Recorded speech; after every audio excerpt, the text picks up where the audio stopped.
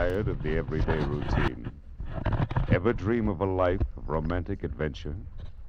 Want to get away from it all? We offer you Escape.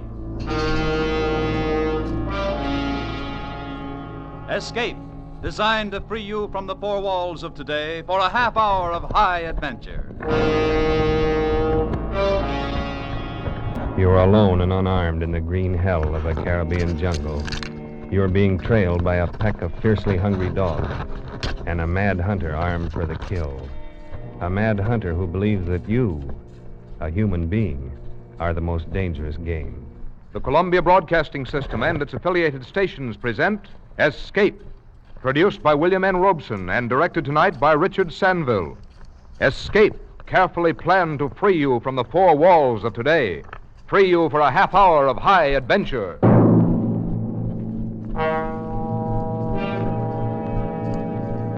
Tonight, we escape to an island in the Caribbean and the weird sportsmanship of a madman, as Richard Conwell tells it in his unforgettable story, The Most Dangerous Game.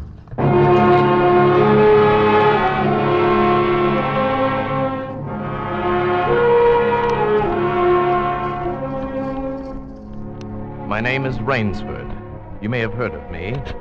I make my living hunting big game for many of the major museums of the world, guiding parties of sportsmen on safari in Africa, Tibet, and South America. Perhaps you've had occasion to run across some of my books. But even if you have, there's one incident you won't find described in them. The full story of my most terrible hunt.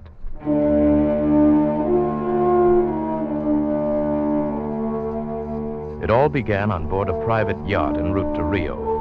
Whitney, my host, and I were smoking our pipes on deck, lounging back in steamer chairs, enjoying the sensuous drowsiness of the warm night. Good dinner, eh? Excellent. Afraid I ate too much, though.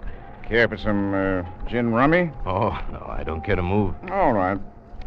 There's a rather large island off there to the right somewhere. It's something of a mystery. Really?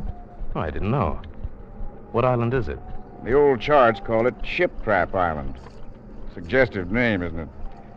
Sailors have a curious dread of the place. Some superstition. I can't see it. Well, you have good eyes, but even you can't see 4 miles or so through a moonless Caribbean night. No, not even 4 yards. It is dark, isn't it? It'll be light enough in Rio. Oh, by the way, hope the guns have come from Purdy's. We should have some good jaguar hunting up the Amazon. Great sport, hunting. Best in the world. Yeah, for the hunter, not for the jaguar. Oh, why not? They've no understanding. Well, even so, I rather think they understand one thing. Fear. The fear of pain, the fear of death. Huh? Oh, rot, Whitney. Who cares how the jaguar feels? Well, perhaps the jaguar does. Oh, you're a big game hunter, not a philosopher. Look, the world is made up of 2 classes, the hunter and the hunted. We're lucky enough to be the hunters. Do you think we've passed that island yet? Yeah, can't tell in the dark. I hope so. Why? Oh, the place has a reputation. A bad one. Cannibals? Hardly. Even cannibals wouldn't live in such an isolated spot. But it's gotten into sailors' legends somehow. Did you notice? The crew seemed jumpy today. Yeah, they were a bit strange now that you mention it. Yes, it's a sort of dread, a kind of mental chill. I'll be hanged if I haven't felt it myself. Oh, pure imagination. But one superstitious sailor can infect a whole ship's company with his fear. Maybe. Though sometimes sailors have an extra sense which tells them when they're in danger. Enough of that. I think I'll turn in. I'm not sleepy. I'll just have another pipe. Well, good night, then. See you in the morning. Yes. Good night, Whitney.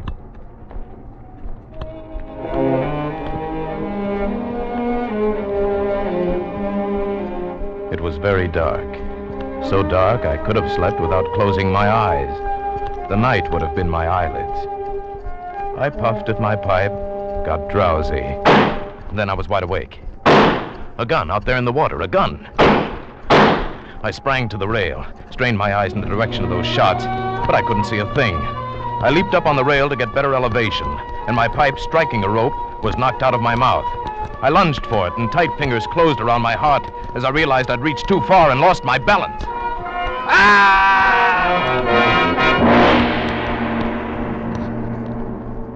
The blood-warm waters of the Caribbean closed over my head. When I came to the surface, the wash from the speeding yacht slapped salt water into my mouth, making me gag and strangling me. I coughed and spat it out and found my voice. Help! Help! Help! The lights from the boat moved steadily away.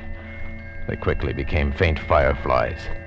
And then they were blotted out by the night. I struggled out of my clothes and turned to the direction from which I'd heard those shots. I began swimming, slowly, conserving my strength. For an endless time, I fought the sea. Then I began to count my strokes. Thought I could possibly do another 100 before Someone was shooting game. Almost at my very elbow, it seemed.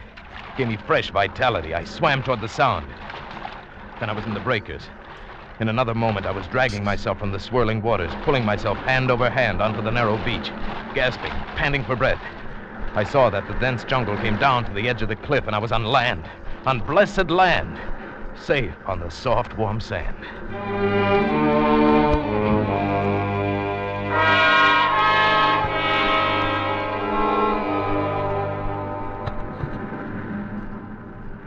I awoke late in the afternoon, a sharp hunger picking at me. As I slowly came to my feet, I saw, not far from where I'd been lying, signs of a terrible struggle in the underbrush that sloped so sharply to the beach. Some wounded thing, evidently a large animal, had thrashed about there in its death fight. And almost at my feet was a small glittering object, an empty cartridge from a .22. That was odd. The hunter had had his nerve to tackle a large brute with so small a gun. I examined the ground closely and found what I'd hoped for. The print of hunting boots.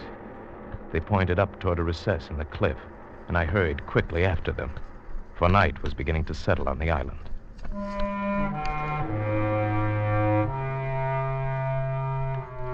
It was already dark when I came upon it. First, I thought it was a village. There were so many lights. But as I came closer, I saw that all the lights were in one building, a chateau on a high bluff.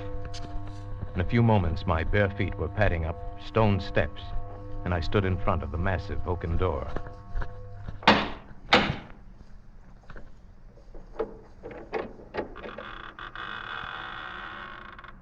Good evening. Oh, please don't be alarmed. There's no need for that gun. I'm no robber. It sounds silly, but I fell off a yacht. My name is Sanger Rainsford of New York City. He was certainly not alarmed by me, this giant who stood facing me. The revolver in his hand continued to point steadily at my chest, and the man behind it was solidly built and black-bearded to the waist, and silent. He waved me in with the gun and closed the door behind me.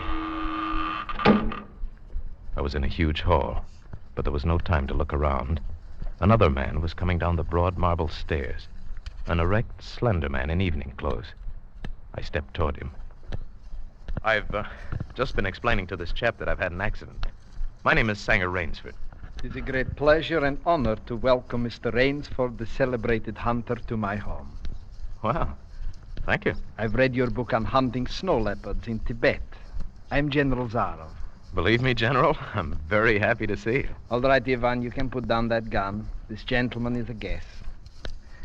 Ivan is an incredibly strong fellow, but he has the misfortune to be a mute. A simple thing, but a bit of a savage. I'm even happy to see him. Come, we should not be chatting here. You want clothes, food, rest. You shall have them. This is a most restful spot. I can't tell you how grateful I am. It is my pleasure. Follow Ivan, if you please, Mr. Rainsford. I was about to have my dinner, but it can wait. I think my clothes will fit you.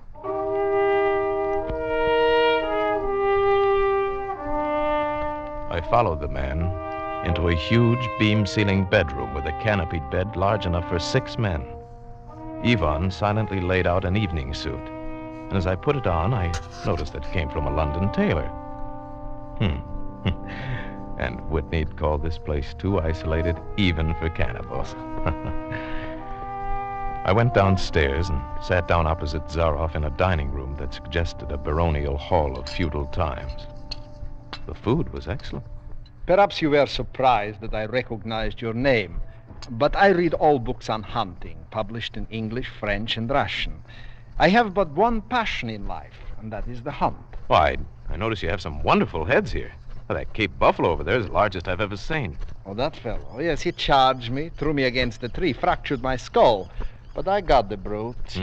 I've always thought the Cape Buffalo the most dangerous of all big game. No, the Cape Buffalo is not the most dangerous. No?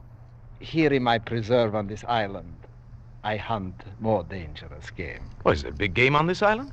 The biggest? Really? Oh, it is not here naturally. I had to stock the island.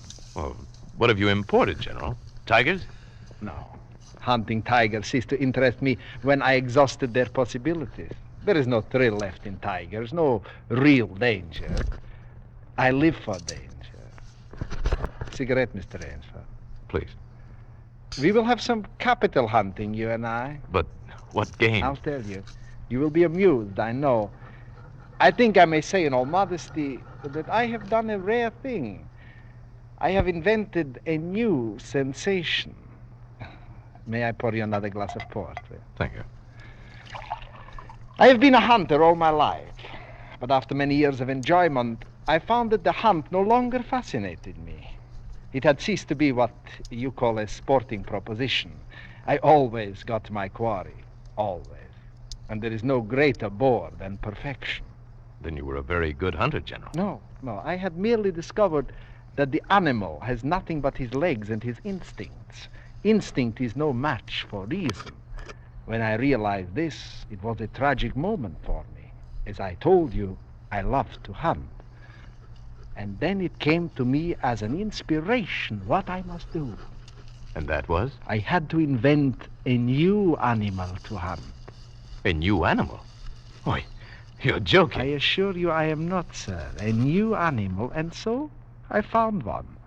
I bought this island, built this house, and here I do my hunting.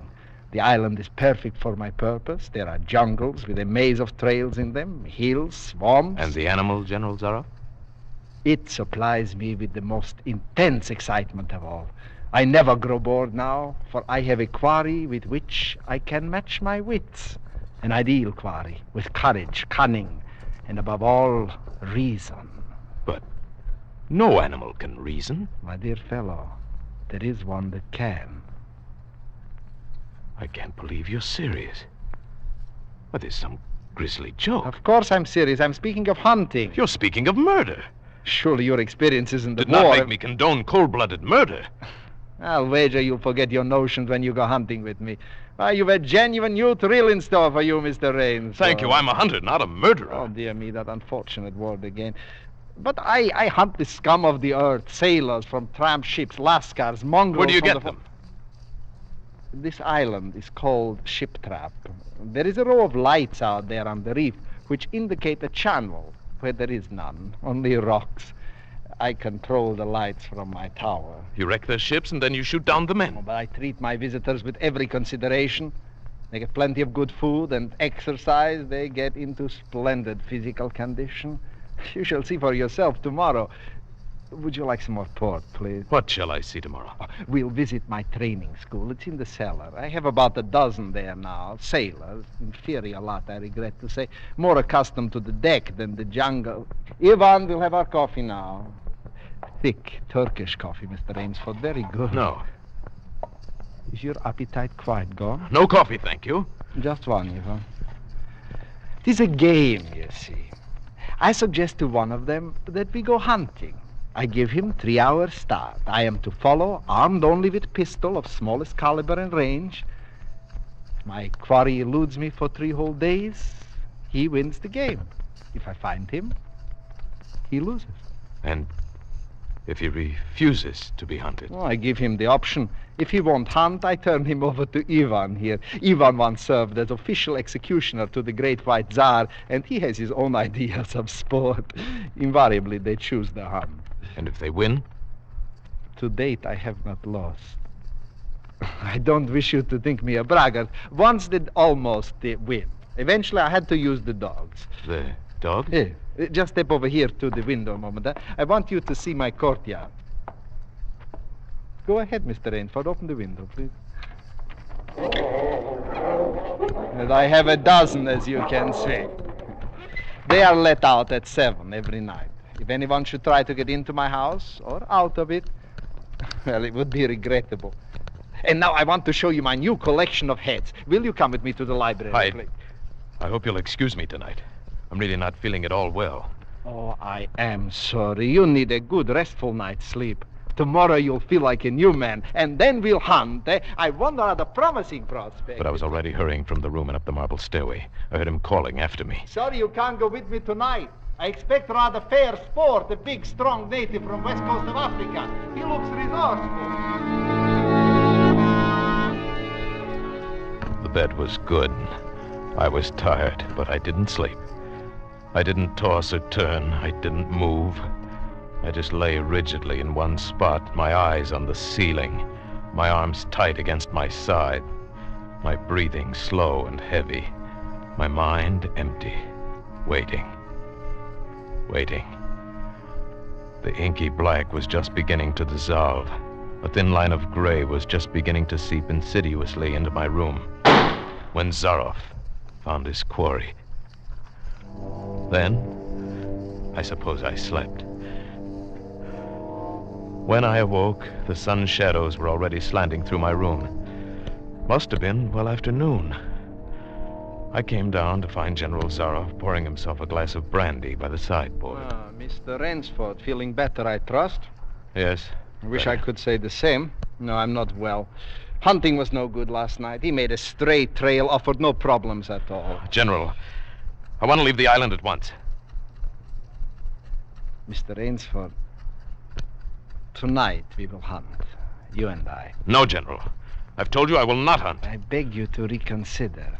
My idea of sport is much more diverting than Ivan. You mean that? Yes, you and I. It's really an inspiration. A foeman worthy of my steel at last. Oh, you'll find this game worth playing, Rainsford. Your brain against mine. Your woodcraft against mine. Your strength and stamina against mine.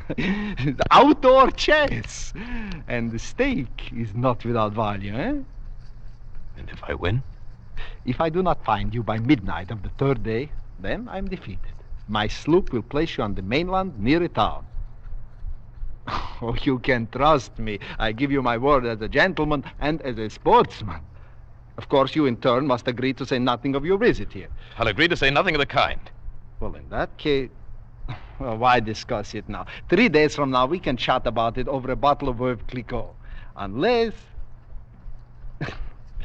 And now listen, Rainford. Ivan will supply you with hunting clothes, food, and knife.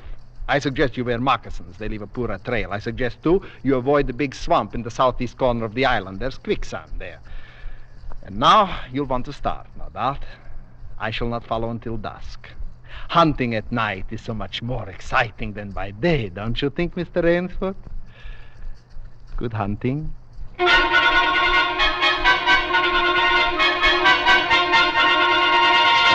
I kept telling myself through tight teeth that I had to keep my head. Keep my head. My first idea had been to put distance between myself and Zaroff, and so I'd plunged into the jungle in a blind panic. Before long, I shook it off and stopped. Straight flight was futile. It would only bring me out to the sea. Then I hit upon the idea of giving him a trail to follow. I would begin our dangerous game by playing the fox. For more than 2 hours, I went through the trackless wilderness, executing a series of intricate loops, doubling again and again on my trail. Night found me leg-weary, with hands and face lashed by the branches. I needed rest badly, and having played the fox, I decided now to play the cat. I climbed into the crotch of a huge tree.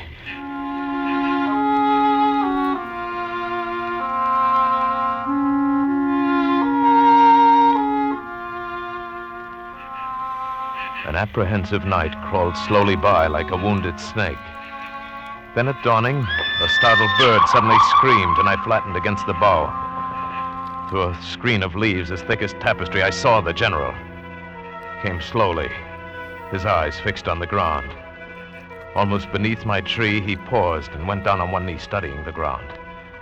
I would have gone for him, leaping the way a panther does, except for the small automatic in his right hand. After a seemingly endless time, he came back to his feet. His eyes left the ground and traveled inch by inch up the tree. I froze, every muscle tensed for a spring. But the hunter's eyes stopped just before they reached the limb on which I lay. A slow smile spread over his brown face.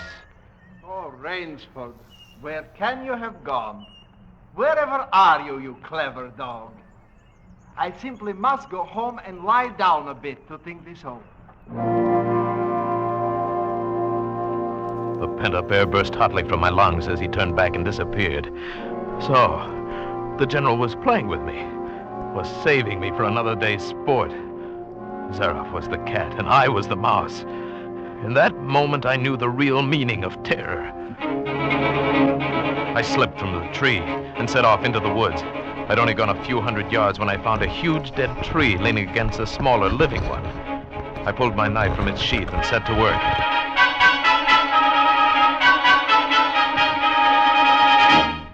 When the job was finished, I threw myself down behind a log 100 feet away. How long I waited, I don't know. It seemed like days. It was probably only a few hours. Then he was coming again, with the sureness of a bloodhound. Nothing escaped those searching black eyes. No crushed blade of grass, no bent twig, no mark, however faint, in the moss. He was so intent on his stalking, he was upon the thing before he saw it, his foot touching the protruding branch that was the trigger. The dead tree, delicately adjusted to rest on the cut living one, crashed heavily to the earth. And I waited yet another moment, not daring to look up and see if it really had done its work.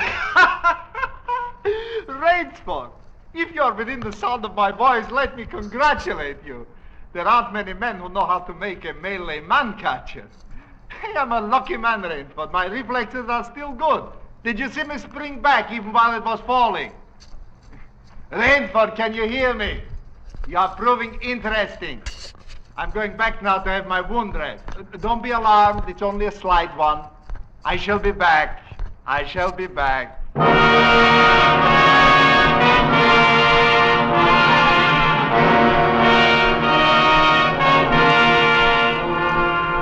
It was dark, and I'd been going for hours. The vegetation became ranker.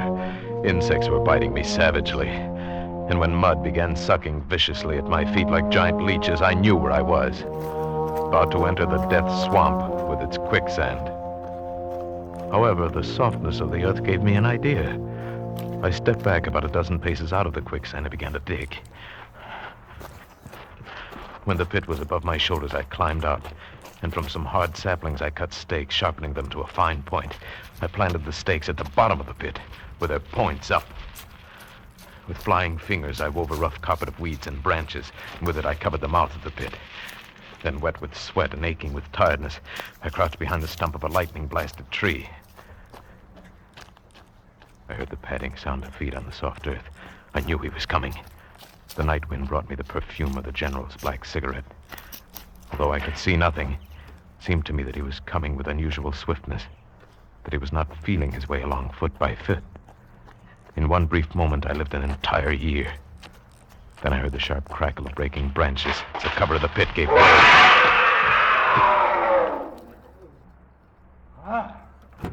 You've done well, Rainsford. Very well. Where did you get the tie? Your Burmese tiger pit has claimed one of my best dogs. And so you score again. I must see what you can do now against my whole pack. He went away again, but I just lay there in the swamp that night. At daybreak, I was awakened by a distant sound, faint and wavering, the baying of a pack of hounds. I went up into a tree. Down a watercourse, not a quarter of a mile away, I could see the bush moving. I strained my eyes and saw the lean figure of General Zaroff. Just ahead of him, I made out the gigantic Ivan, holding the pack in leash. I prepared for the native trick I've learned in Uganda. I slipped from the tree, caught hold of a springy young sapling, and to it fastened my knife, its blade pointing down the trail. With a bit of wild grapevine, I tied back the sapling and ran for my life. The hounds hit the fresh scent and raised their voices, and I knew how an animal at bay must feel. Even as I ran, the clamor of the hounds suddenly ceased. And with it, my heart stopped. For that meant they'd reached the knife. I climbed excitedly up a tree and looked back, and hope died in my brain. The general was still on his feet. Even, however, was not. The knife, driven by the recoil of the springing tree, had done its work. Then the dogs took up the cry again, and I was on the ground once more. Nerve! Nerve! I panted the words over and over as I fled headlong. A blue gap showed through the trees dead ahead. I forced myself up on towards the gap and reached the sea. It lay 20 feet below me, rumbling and hissing. I stood a moment, poised over the edge. I heard the hounds. I knew it was the end. Then I leaped far out into the water.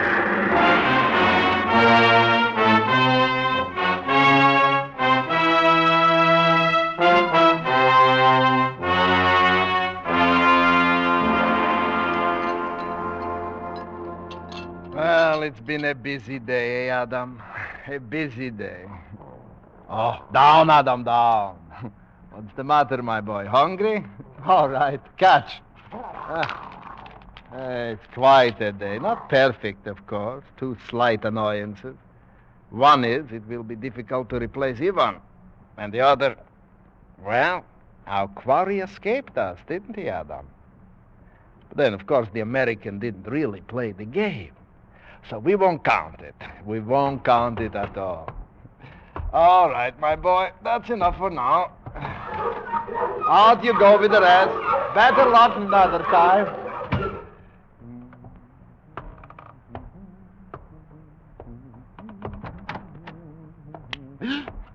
Rainsford, Good evening, General. how did you get here? I swam. I found that quicker than walking through the jungle. I congratulate you. You have won the game. No, General. Yes, yes, of course you have. I'm still a beast at bay. Get ready, General Zarov. I see. Splendid. One of us is to furnish a meal for the hounds. The other will sleep in this very excellent bed. Good, Rainsford. Good. Angar.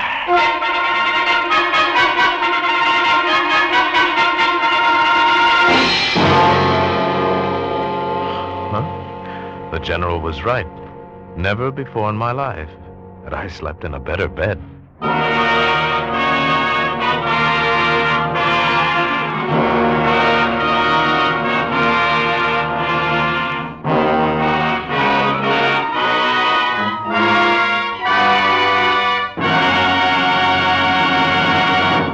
Escape is produced by William N. Robeson and was directed tonight by Richard Sanville. You have escaped tonight in the Richard Connell story, The Most Dangerous Game, adapted for radio by Irving Ravitch, with Paul Frees as Sango Rainsford and Hans Conried as General Zaroff.